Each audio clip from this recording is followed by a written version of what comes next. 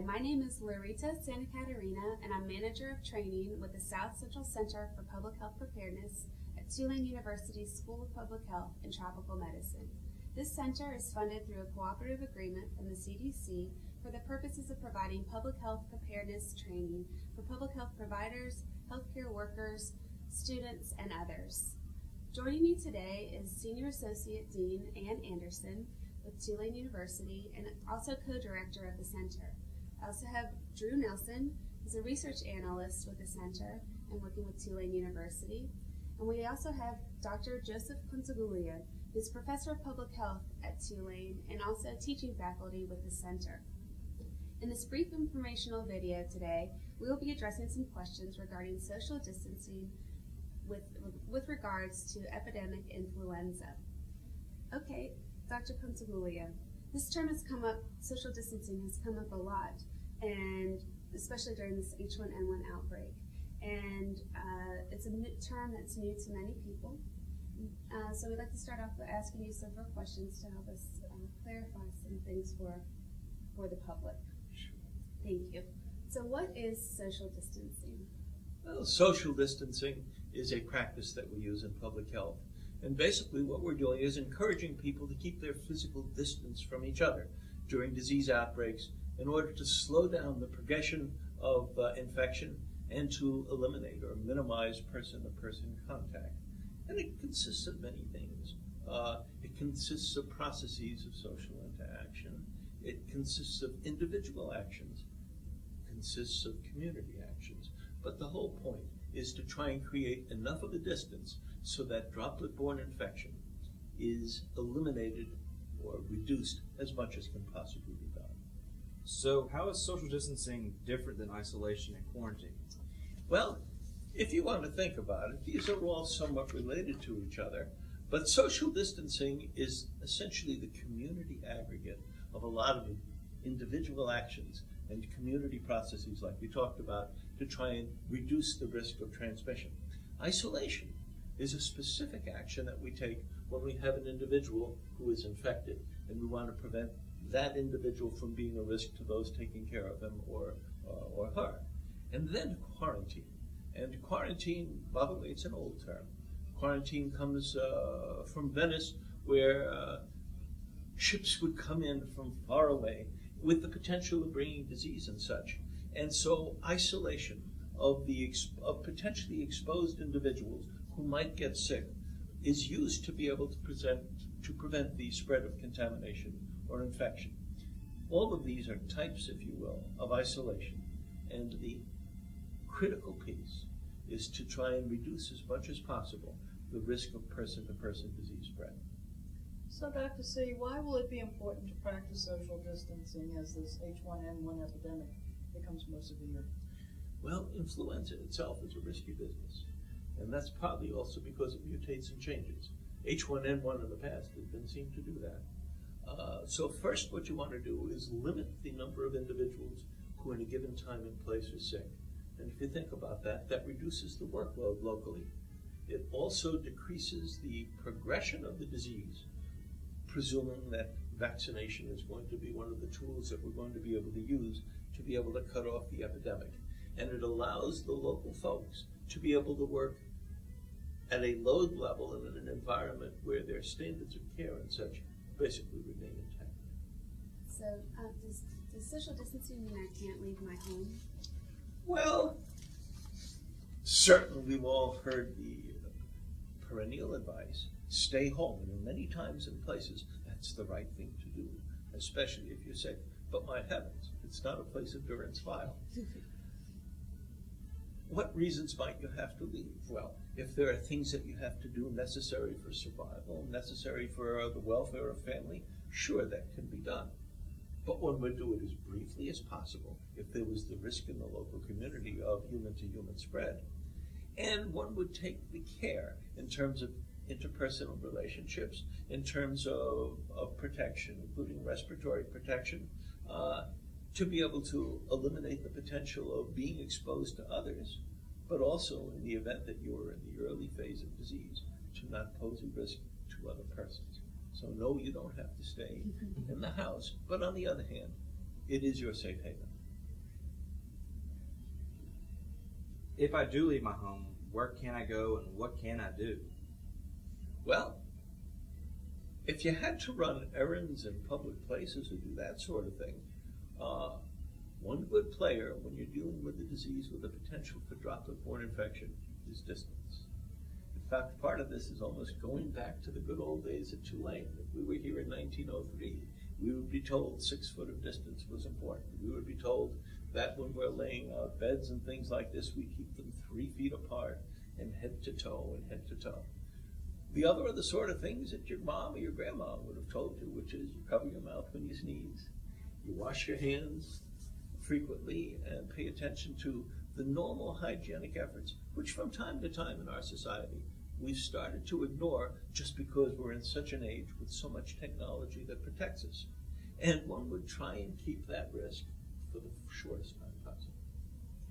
Well, it kind of looks like social distancing is going to be something we're going to have to prepare for. So what do I have to do to be ready to stay at home? Well, sure. And part of that is putting the equipment together. If we're going to play football, we get our stuff. If we want to play baseball, if we want to be able to handle social distancing, there are supplies which makes sense to have at home. After all, we're not expecting that the local risk of a community is going to last forever. It's going to last for a specific period of time. It's the sort of thing of putting a teamwork together with family and friends because it's a community activity. And within your home, you would limit visitors. You would limit exposure to visitors. You certainly would have anybody who got sick be staying there at home. And so it's a matter of cooperation between family members and also coming out with plans to minimize risk and exposure, not only for the family, but for the community as a whole. Okay, now, let's say I need to run some errands in public places. What kind of precautions do I need to consider or to avoid getting ill? You might basically keep a reasonable distance from folks. You might avoid going into areas which are densely crowded. For example, during a height of an epidemic, it might not be the wisest thing to be going to theaters or to be attending classes or to be attending church services and all these sort of things. All of these are things that are well known for being a problem. We might make very careful use of public transportation. And so one would limit the opportunity, if you will, of the bugs being able to get to you as much as possible. And on the other hand, making sure that if you were in the early stages of being contagious, you would not be a greater risk to others. And by the way, you might change that on the basis of what the home looked like. So if we start having people who are sick at home, just like today, you wouldn't invite the little friends over if your son looks like he's got measles and such. And that same concept is something you certainly put into play. So are there different social distancing precautions for children or for the elderly or for those who are sick? Well, yes, and that's on the basis of good old rules. The extremes of age have always been targets, if you will, of epidemic disease. The very, very young, infants and such, up to about 9 months, don't have much of an immune system. In fact, even if we're forced to vaccinate children of that age, generally we revaccinate after 9 months. So certainly a child that is not capable of producing his own antibodies would be at higher risk in an epidemic. And so we try to shelter them. The other thing is that young children have less experience with disease and so have a lesser armamentarium within the immune system that the body's capable of drawing on. So in a certain sense, children are a target. And that's part of why the CDC and other agencies recommend that we would be very, very careful about using daycare centers and such like this. Children are often a source of epidemic disease among each other. At the other end of age, you have the elderly. The good news about the modern world is there are a lot more of them, and all of us are trying to become a member of that group, okay? But along with that come diseases which cause debilitation. There could be diseases that result in defects in the immune system and such. And so we would not be surprised to say that the debility and immunosuppression sometimes existing in old age would also be a problem for us. The very young and the very old are always those who suffer the most during a time of epidemic. With H1N1, it seems to be really targeting the pregnant women. What about the pregnant women? Are there any precautions that they should take? Pregnant women have always been advised to keep themselves sequestered to a certain degree. In fact, in the old days, what did we used to call pregnancy? Up till the 20s and 30s, we called it confinement, didn't we? And part of that is because what we wanted to do was protect the pregnant woman, who will always have a certain suppression of immunity from the potentials, especially of viral disease. I can well remember back to my childhood where exposure of a pregnant woman to German measles and such was considered a very grave issue, and still is today, as a matter of fact. Nowadays, we can have vaccinations, and that's also part of the key. But sure, anybody who would be immunosuppressed, and not just a pregnant woman, let's say someone who had recovered from cancer, let's say an individual who had, for whatever reason, was on medications which suppress the immune function, would all be individuals where confinement or seclusion would be the wisest course during the height of epidemic. Okay? And of course, we're going to have a vaccination very soon for H1N1. Are there any special risks involved with that vaccine? And there's a lot of good news here. We'll be having H1N1 vaccine very, very soon. It looks like we have quite a good vaccine. And it's produced exactly the same as we produce the annual flu vaccine. So there are no special risks here, and no greater precautions than we would normally consider for our annual flu vaccine.